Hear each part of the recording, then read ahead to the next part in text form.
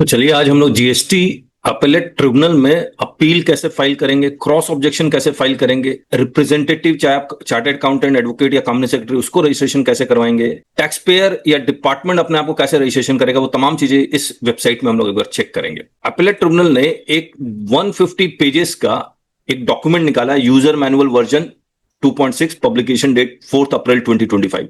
इसको भी हम लोग पूरा डिस्कस करेंगे अभी आपके साथ, ये कैसे ये काम करता है। लेकिन उससे पहले आपको कुछ चीजें बता देते हैं। ये अपीलेट ट्रिब्यूनल में हम लोग कब जाते हैं, किसके ऑर्डर के अगेंस्ट जाते हैं?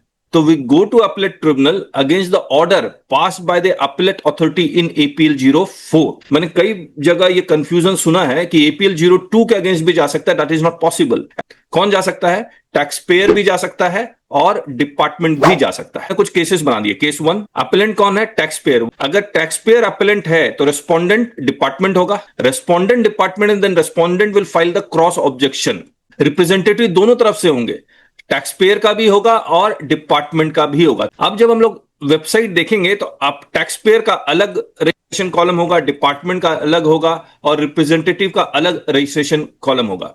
फिर अपील फाइल करने के लिए अलग विंडो हो रहा होगा, क्रॉस ऑब्जेक्शन फाइल करने के लिए अलग विंडो हो रहा होगा। केस 2 में अपीलेंट इज डिपार्टमेंट, तो रेस्पोंडेंट कौन होगा? Tax payer. क्रॉस ऑब्जेक्शन कौन फाइल करेगा? Tax payer.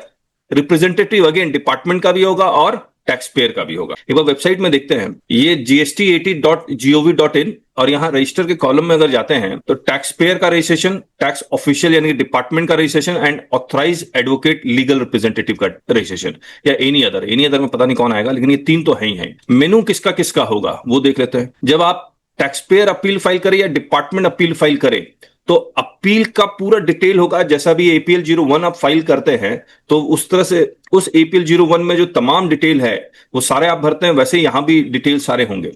अब एपीएल 04 सबसे पहले तो वो ये कोशिश करेगा कि एपीएल 04 को फेच करेगा। तो ये वेबसाइट क्या करेगा, जीएसटी 80 का वेबसाइट gst.gov.in में जाके वो एपीएल 04 का जो नंबर होता है, रेफरेंस नंबर, वो फेच करेगा, फिर आपको आगे बढ़ने देगा, वरना देगा नहीं। दूसरी बात, अगर ये एपीएल 04 मैनुअल है तब एक ऑप्शन देगा, अगर मैनुअल है तो कैसे आपको अपील फाइल करनी है। Want to master GST litigation? Join our YouTube channel today.